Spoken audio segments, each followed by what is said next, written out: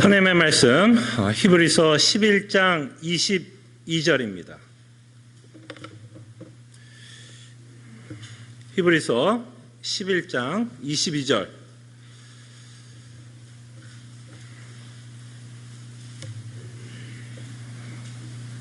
하나님의 말씀이 이러합니다.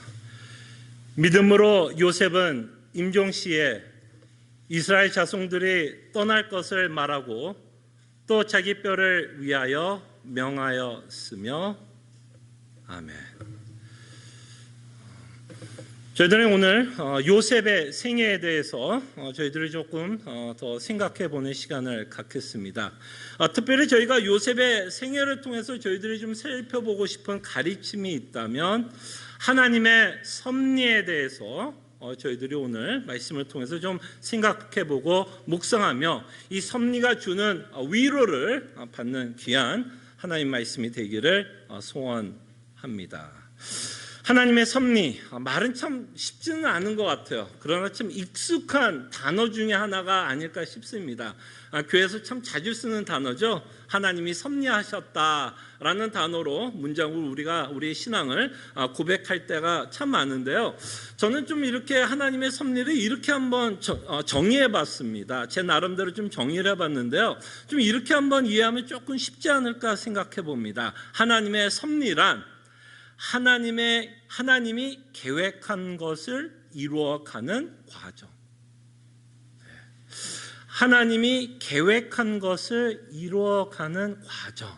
이것을 우리가 좀 섭리라고 좀 생각을 해보면 조금은 쉽게 좀 저희가 섭리를 좀 이해할 수 있지 않나 생각을 해봅니다.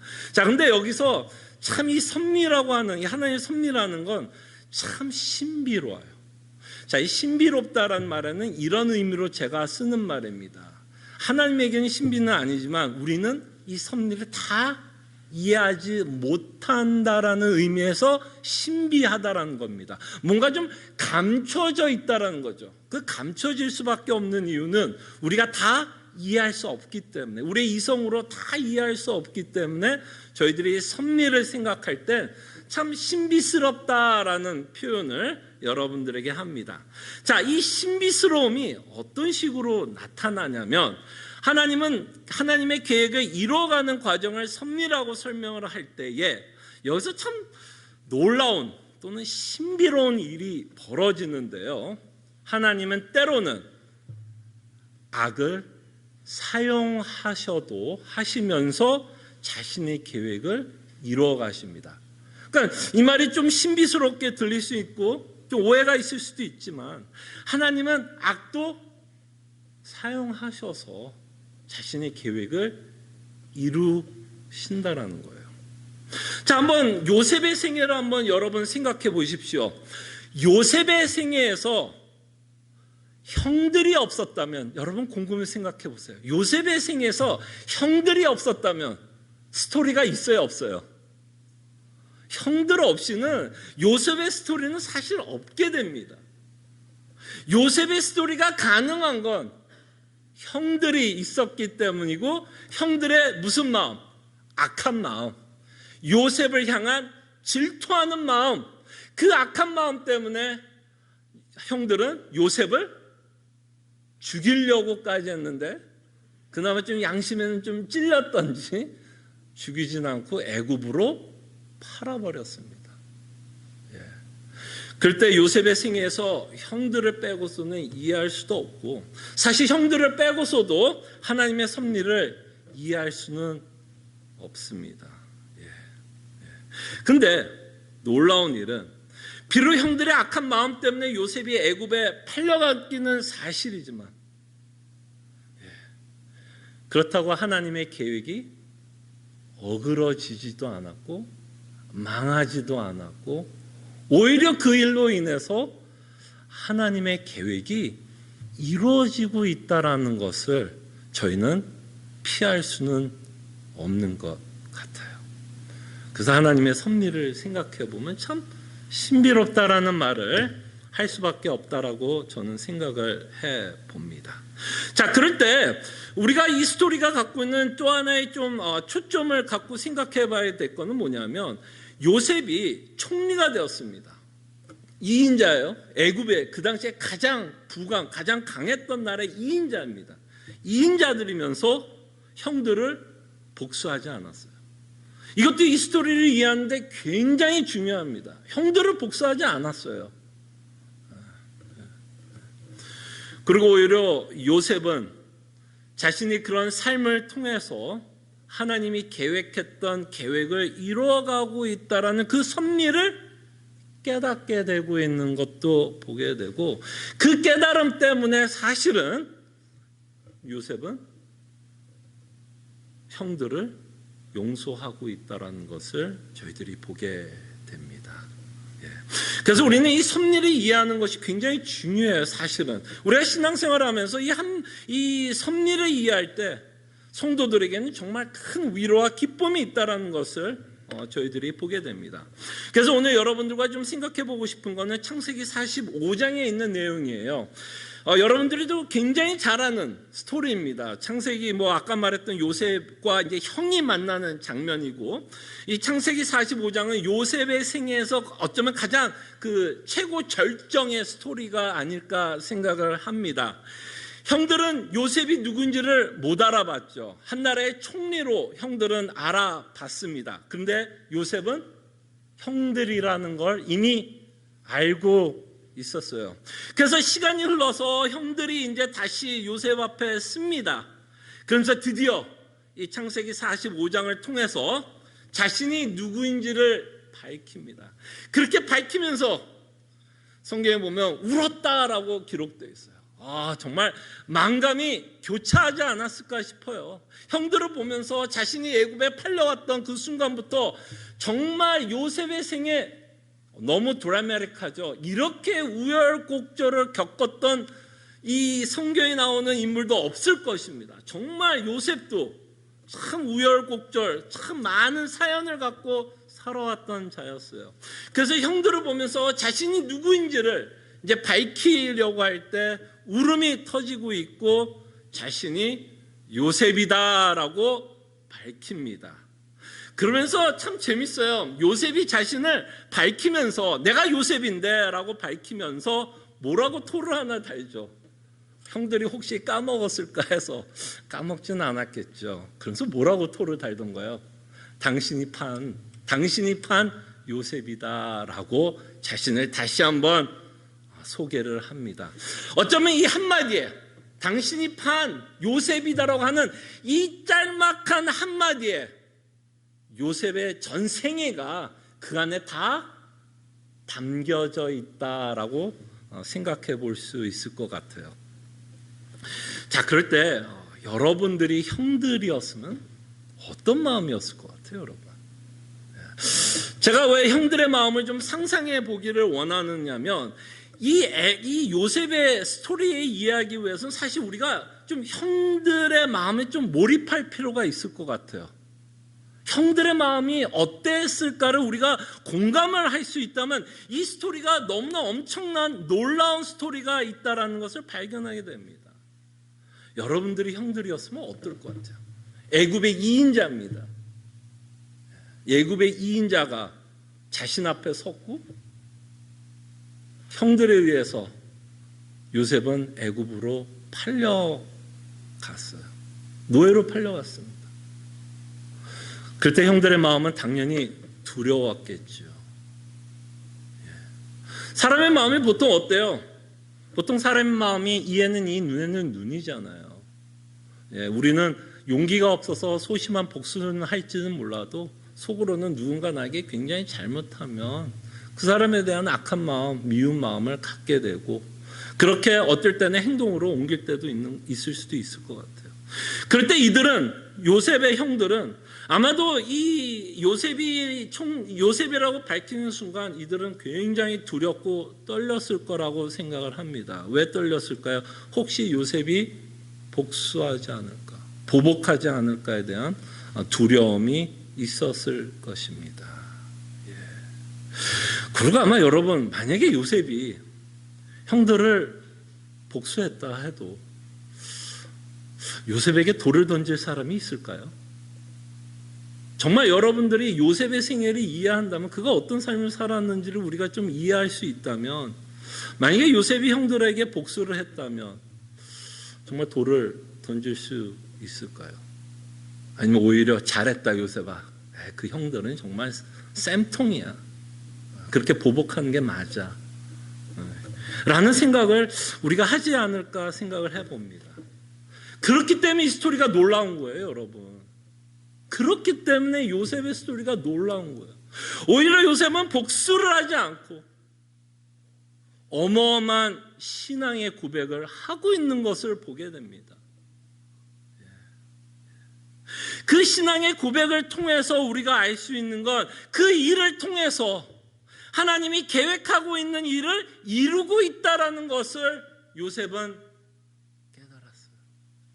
그 깨달음 때문에, 아마도 우리가 추측할 수 있는 건 그 깨달음 때문에 아마 형들에 대한 미움이 용서로 변했다라고 저희는 생각할 수 있을 것입니다.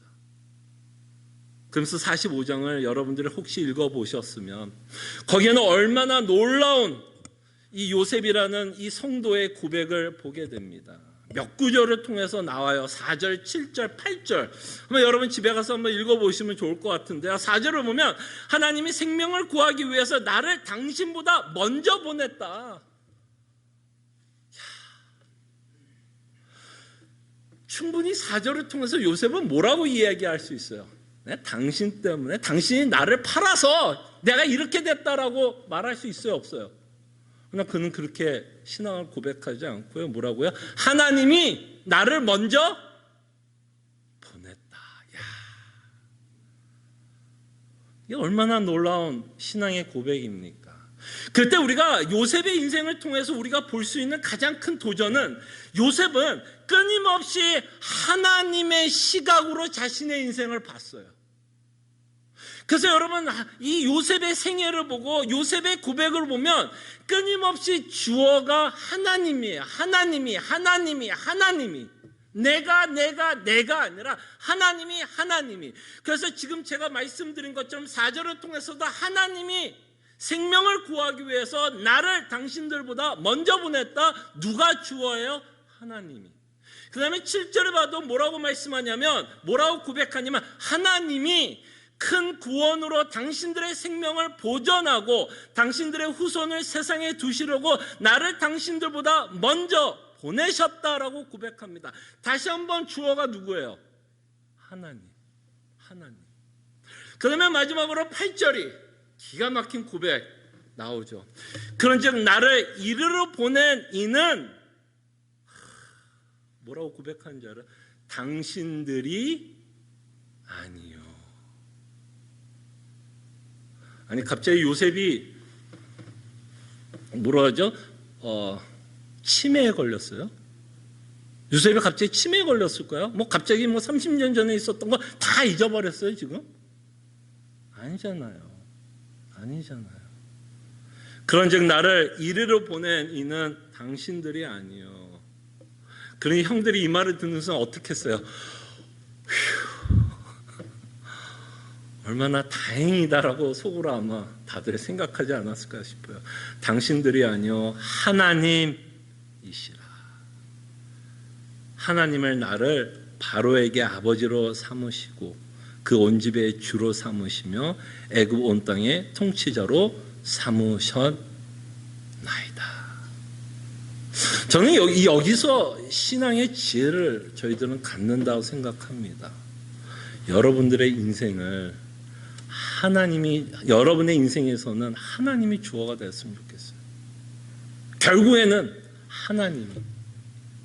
그렇지 않으면 어떻게 되는지 알아요? 하나님이 아니면 다 어떻게 되는지 알아요? 우리는 책임 전가합니다. 우리 인간이 가장 잘하는 것 중에 하나가 blame이야, blame. 어떤 나쁜 일이 우리 인생에 벌어지면 우리는 뭐 하고 싶으냐면 이해하고 싶어요. 그 일이 왜 벌어졌을까를 이해하고 싶습니다. 지금 왜 우리가 이런 상황에 살고 싶은가에 대한 끊임없는 이해를 하고 싶어요. 그럴 때 이해가 안 될 때 우리는 뭘 하냐면 블레임을 하게 돼요. 너 때문이야, 당신 때문에, 애들 때문에, 지나가는 개 때문에, 너 때문에, 대통령 때문이야, 손님 때문이야. 끊임없이 우리는 블레임을 합니다. 그렇게 해서라도 우리는 뭐 하고 싶어요? 우리가 처한 상황을 뭐 하고 싶은 거예요? 이해하고 싶은 거예요. 왜 내가 이런 인생을 살아가게 되었는지에 대한 끊임없는 이해를 하고 싶은데, 신앙인의 특징은 뭐냐면 그 모든 일이, 그게 우리가 원하던 일이든 원치 않는 일이든 하나님의 시각으로 우리는 봐야 됩니다. 그것이 요셉의 고백 아니겠어요? 분명히 형들이 팔아서 왔잖아요. 우린 스토리 잘 알잖아요. 근데 요셉은 그렇게 안 보고 하나님이 하셨다라고 고백을 합니다. 자, 이렇게 말을 하면 오해는 없길 바랍니다. 형들이 아무 잘못이 없다는 얘기가 아니에요. 형들이 했던 행동이 정당화되고 합리화된다는 이야기는 아닙니다. 그들은 잘못했어요. 그들의 죄가 없어진다는 이야기를 하는 건 아닙니다. 그러나 이 스토리에서 우리가 놓칠 수 없는 건 하나님은 형들의 악함도 사용하셨다라는 거고, 그 일을 통해서 하나님의 계획을 이루시고 있다라는 것을 보게 되고, 이 요셉의 생애를 통해서 우리는 사도 바울이 그토록 우리에게 외쳤던 합력하여 선을 이루시는 참으로 신비한 가르침을 저희들이 보게 됩니다. 이렇게 요셉이 고백할 수 있는 이유는 하나님이 자신의 할아버지인 아브라함에게 약속했던 사건을 기억을 했을 수도 있겠죠. 분명히 하나님이 아브라함에게 자신의 후손들이 어떤 삶을 살 것을 말씀했어요. 400년 동안 개의 삶을 살 것을 말씀했던 것을 우리는 기억합니다. 그래서 하나님이 아브라함을 통해서 계획했던 그 내용을, 그죠? 요셉의 생애를 통해서 이루어가고 있는 하나님의 섭리를 보게 됩니다. 요셉을 통해서 자신의 가족들이 정착할 수 있도록, 그리고 그들이 애굽으로 내려올 수밖에 없게끔 또 하나님이 상황을 만들었죠. 그죠? 자신이 살고 있던 곳에 기근이 있었고 그 기근을 이 가족들은 피할 수밖에 없는 상황이어서 애굽으로 넘어왔다라는 것을 보게 됩니다. 그래서 하나님은 이 야곱의 가족을 애굽에서 정착을 시키기 위해서 먼저 누구를 보내요? 요셉을 보냈는데, 그 요셉을 보내는 과정이 바로 형들의 악함을 사용하고 있다라고 저희들은 보게 됩니다. 자, 이럴 때 저희들은 다시 한번 요셉의 스토리를 통해서 다시 한번 예수님을 연상하게 되지 않아요?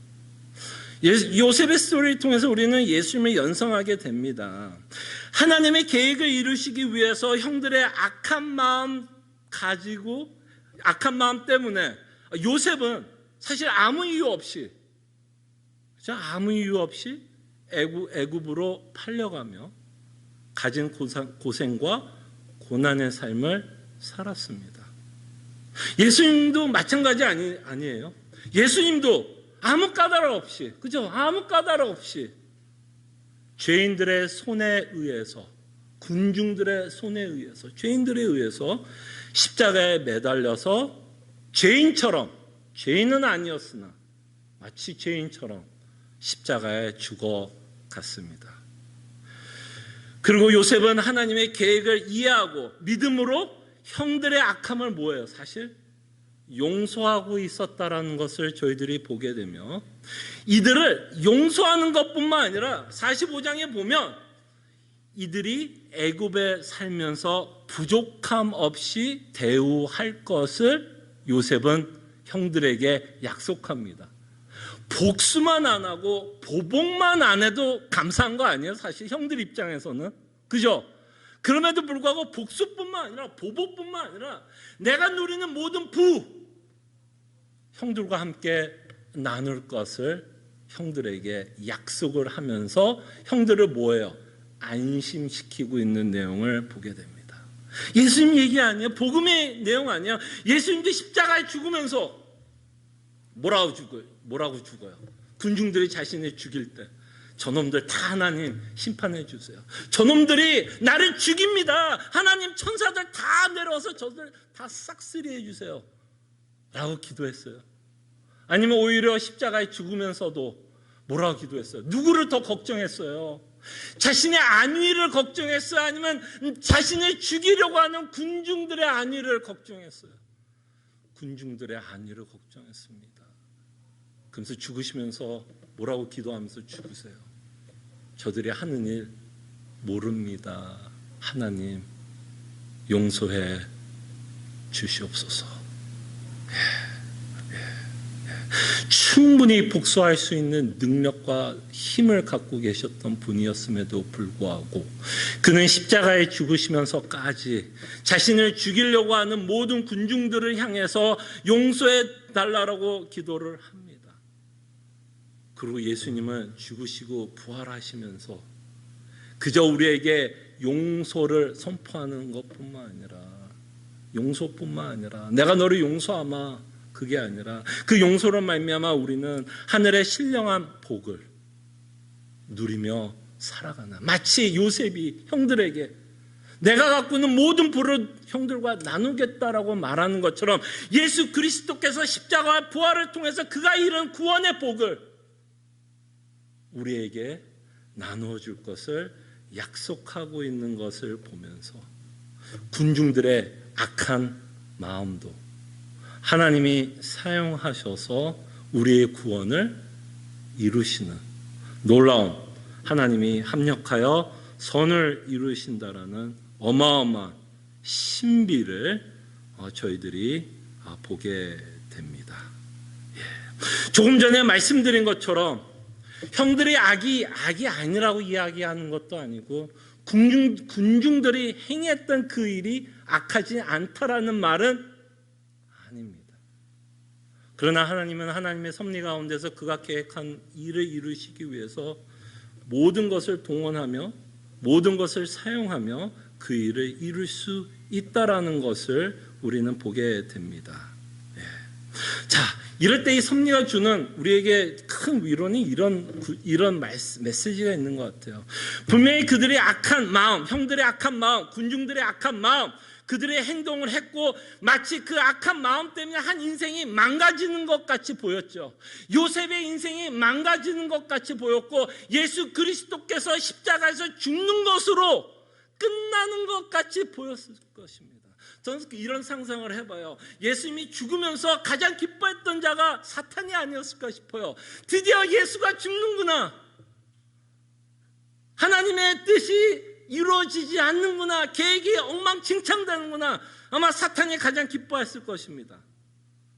그러나 그들의 악함도 하나님의 계획을 어그러뜨리지는 못한다라는 거예요. 그들의 악함도 하나님의 계획을 어그러뜨리고 망가뜨리지 못한다라는 것입니다. 여러분, 이것이 왜 우리에게 위로가 될까요? 여러분, 왜 이 말이 위로가 될까요? 여러분과 저희 인생을 살아보면 여기 계신 분들 저보다 이제 연세가 다들 많잖아요.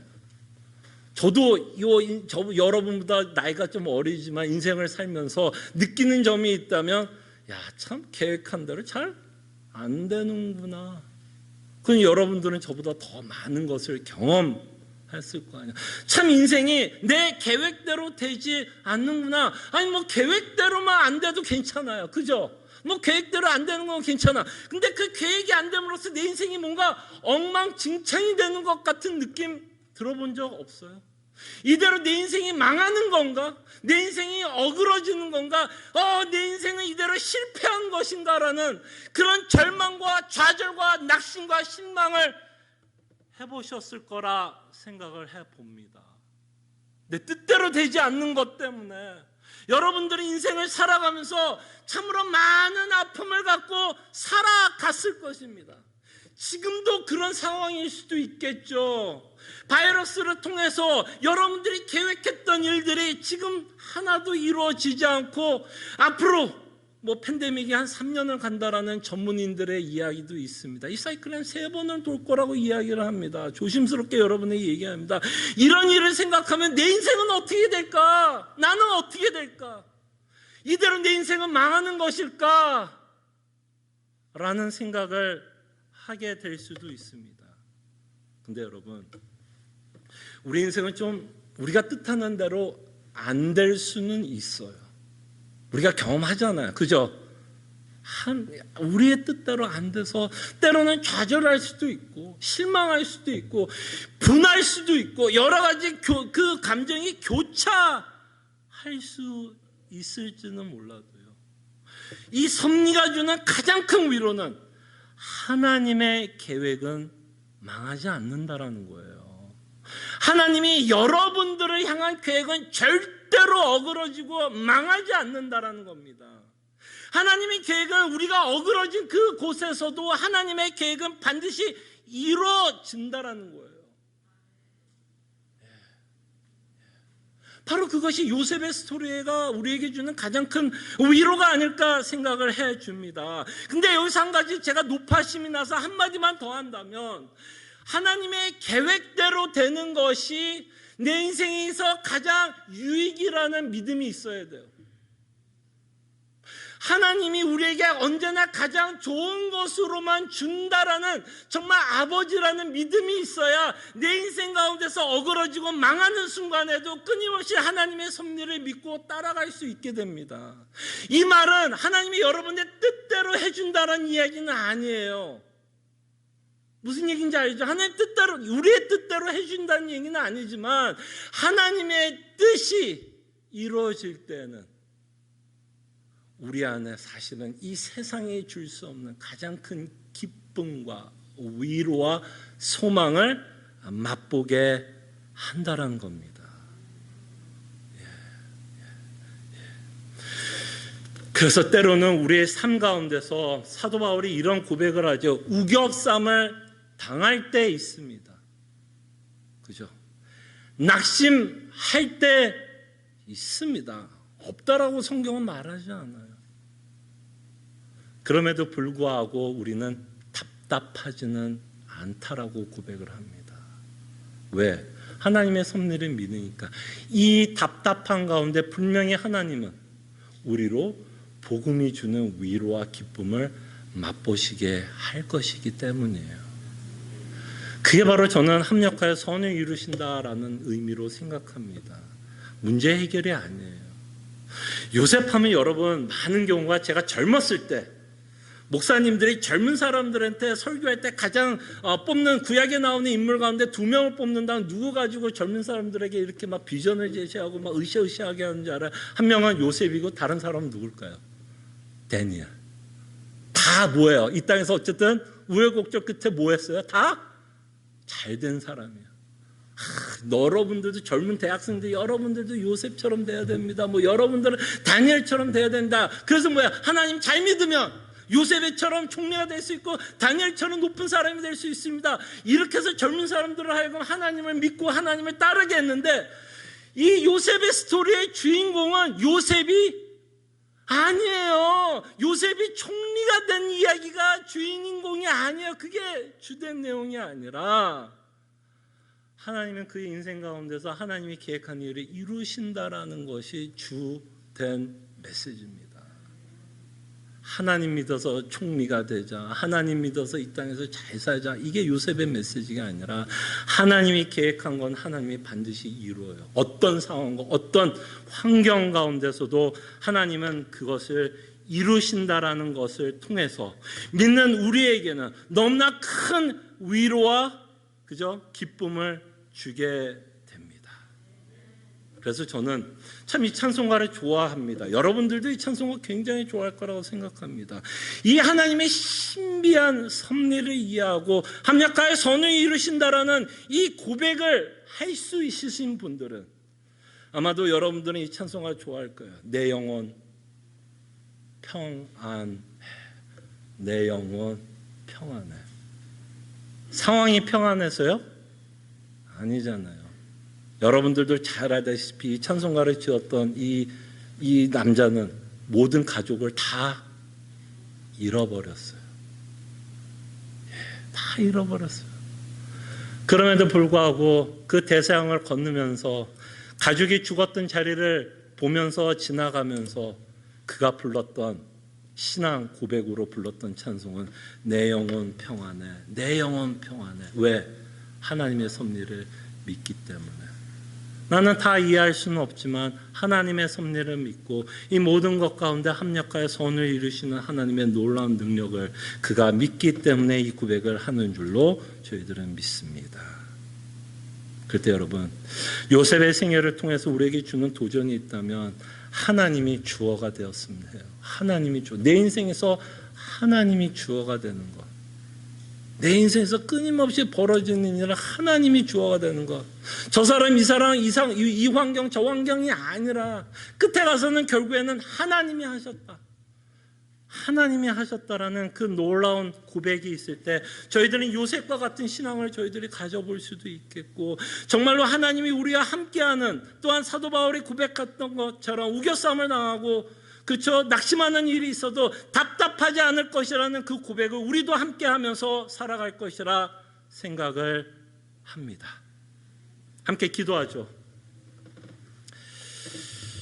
함께 기도하고 또 함께 회개하는 시간, 또 하나님의 위로를 구하는 시간을 가졌으면 합니다. 여러분들의 인생은 어떤 시각으로 봅니까? 하나님이 주어요? 아니면 여전히 내가 주어요? 내 관점, 내 시각으로 내 인생을 바라봅니까? 아니면 하나님의 시각으로 바라봅니까? 하나님의 섭리를 우리가 믿습니까? 아니면 내 능력과 내 지혜를 믿습니까? 그럴 때 하나님이 계획한 건 어떤 상황과 어떤 환경 가운데서도 전혀 지장이 없다는 것을 믿으시기를 바라고, 합력하여 선을 이루실 때는 그것이 우리에게 가장 선한 것으로 하나님께서 채워주고 있다는 것을 믿을 수 있도록 저희들이 함께 기도했으면 합니다. 기도하죠.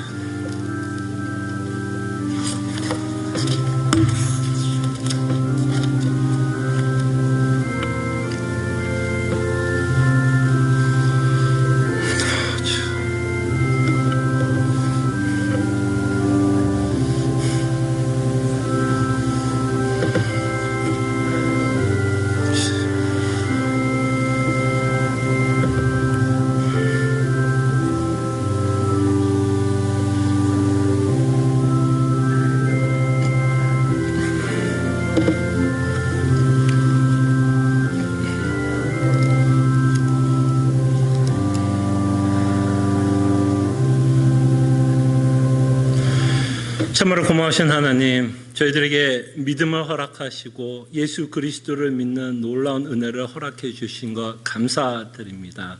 이제는 우리 인생을 바라보면서 하나님이 주어가 되게 하여 주시옵소서. 내 시각, 내 경험, 내 상식으로 내 인생을 풀어가며 이해하려고 하는 것이 아니라 하나님의 시각으로 내 인생을 바라볼 때에 그 안에 참된 위로와 기쁨이 있다라는 것을 저희들로 기억하게 하여 주시옵소서. 어떤 환경 가운데서도 하나님의 계획은 반드시 이루어질 것을 저희들로 믿게 하여 주시고, 하나님은 언제나 자녀들에게 최상의 것으로만 베풀고 계시는 참으로 좋으신 하나님인 것을 저희들로 믿게 하여 주시옵소서. 그래서 어떤 상황 가운데서도 내 영혼이 평안하다라고 우리가 감히 고백하며 살아가는 주의 백성들 되게 하여 주시옵소서. 감사하고 살아계신 예수 그리스도 이름으로 기도합나이다. 아멘. 오늘은 여러분들과 함께 성찬 예식을 거행을 할 건데요. 성찬 예식을 거행하기 전에 일단 이 성찬 예식을 어떻게 저희가 좀 진행을 할지를 여러분들에게 먼저 좀 설명을 하고 이대로 진행을 하겠습니다. 일단 여러분들이 뒷자리부터 제가 호명을 하면 좀 앞으로 나와 주시는데요. 뒷자리부터 나올 때는 좀 거리를 두고 마스크를 쓰고 나와 주시면 되고 제가 계속 호명을 할게요. 그럴 때마다 앞으로 계속 앞에 계신 분들이 나오시면 될 것 같고요. 이제 앞에 나오시면 아마 여러분들이 단톡방을 통해서 봤는지 모르겠으나 이런 조그만 패키지를 보게 됩니다. 보이세요? 잘 보이지는 않을 것 같은데요. 여기에 보면 두 가지 레이어가 있어요. 비닐로 두 가지 레이어가 있습니다. 하나는 이 떡이 하나 조그만 떡이 있어요. 이렇게 딱 보면 하얀색이 보일 거예요. 받자마자 하얀색이 보여요. 그게 떡이에요. 그럼 여기에 투명색 비닐루가 하나 있습니다. 두 개의 비닐루가 있는데 투명색 비닐루를 열면 이렇게 열면 뭐 잘 아시겠지만 이렇게 열면 요 안에 이게 보여요. 이거 보이세요? 보이죠? 조그만 거. 요게 보일 거예요. 그 다음에 요거가 열면 또 하나의 레이어가 있어요. 보라색. 요 보라색을 뜯어 열면 그때부터는 이제 잔이 나옵니다. 잔. 이렇게 잔이 나와요. 예. 그렇게 해서 이제 뜯으면 되고요. 여러분들이 이렇게 나와서 받을 때에 조금 요 동선을 제가 좀 정해드리겠습니다. 앞으로 나오시고요. 그 다음에 들어가실 때는 옆문, 창문 쪽으로 들어가시면 될 것 같아요. 왼쪽으로, 제 기준 왼쪽으로 나오신 분은 왼쪽 창문 쪽으로 들어가셔서 앉으시면 되고, 제 기준으로 오른쪽으로 나오신 분은 피아노 뒤로 해서 자리에 앉으시면 될 것 같습니다. 그럼 받으시고요. 성찬 드시지 마시고요. 저희들이 함께, 다 함께 성도들이 나와서 받으면 같이 성찬을 대하도록 하겠습니다. 자, 지금부터 저희가 성찬 예식을 거행하겠는데요. 예수 그리스도를 믿고, 그죠? 교회에서 세례를 받은 모든 사랑하는 성도님들을 이 성찬에 초대합니다. 일어나셔서 찬송가 413장 찬송합니다.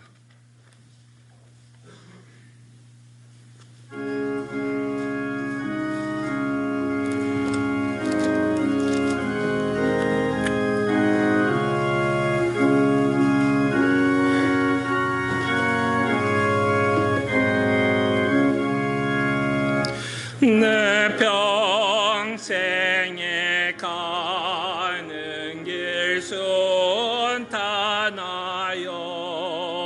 내 잔잔한 강 같든지 큰 풍파로 무섭고 어렵든지 나의 영혼은 늘 편하다. 내 영혼 평안해. 내 영혼 평안해. 저마귀는 우리를 삼키려고 입벌리고 달려와도 주 예수는 우리의 대장되니 끝내 싸워서 이기리라. 내 영혼 평안해.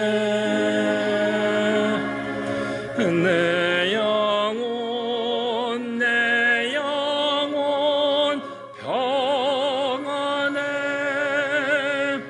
내 지은 죄 주홍빛 같더라도 주 예수께 달으면 그 십자가 비로소 다시 쓰사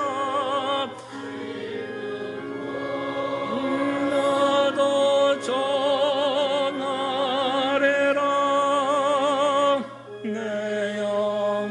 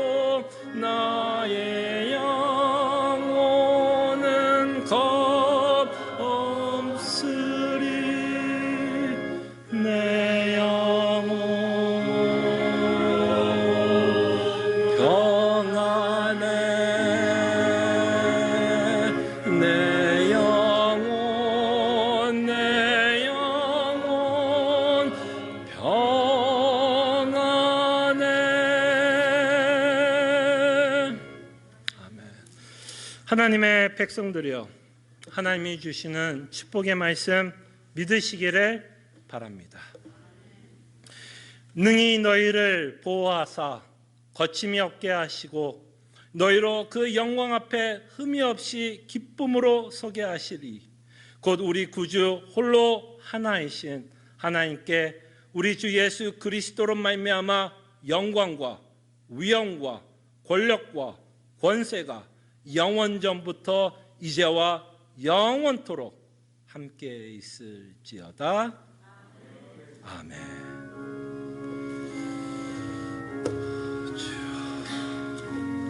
주님 감사합니다. 참으로 이렇게 저희들이 함께 그리스도 안에서 연합되었습니다. 이렇게 함께 예배하는 것을 통해서 확인하게 해주심에 감사드립니다.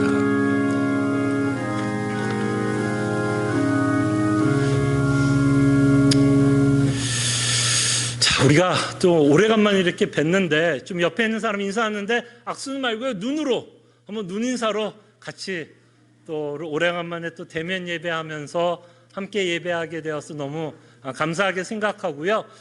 한 가지만 오늘 예배가 끝나고 아마 더 뭐 이렇게 오래간만에 뵀으니까 또 얘기도 잠깐 나누고 싶고 그러실 것 같은데요. 다들 이 주차장, 우리 또 교회 주차장 넓잖아요. 그러니까는 여기서 이 앞에서 인사하지 마시고요. 좀 주차장으로 좀 같이 옮겨서 같이 좀 눈빛도 교환하고 조금 이 격리 디스턴을 주면서 같이 좀 안부도 물어보면 좋겠습니다. 저희들이 이렇게 또 오래간만에 또 함께 또 모여서 예배하게 되어서 너무 감사하게 생각을 하고요. 우리가 비록 만나지는 못했지만 끊임없이 우리가 그리스도와 연합되어 있었고 성도의 교통 안에서 우리가 교제는 하고 있었다라고 생각은 하지만 다시 한번 이렇게 육체로 이렇게 함께 모여서 예배하니까 더 좋기는 하네요.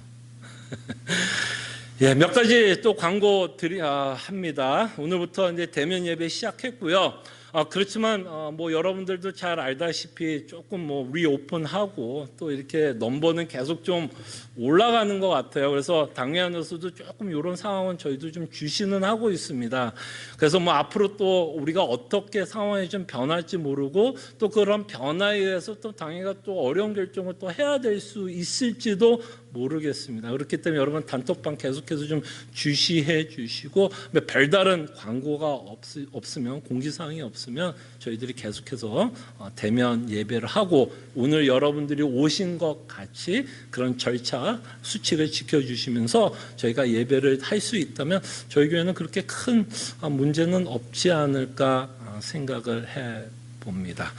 계속해서 수요 성령 공부, 저희가 수요 성령 공부는 모이지 않고 줌으로 계속해서 하겠습니다. 그래서 저희가 계속해서 교회에 대해서 살펴보고 있는데요. 여러분들이 교회에 대해서 관심이 있고 가르침에 대해서 좀 배우고 싶으신 분들은 계속해서 저희가 하고 있는 수요 성령 공부 들어오시면 될 것 같습니다. 별다른 광고는 없고요. 우리 그냥 끝나면서 반갑게 좀 인사하고 좀 잠깐이나마 좀 근황도 묻고 담소를 나누면서 헤어졌으면 합니다. 감사합니다.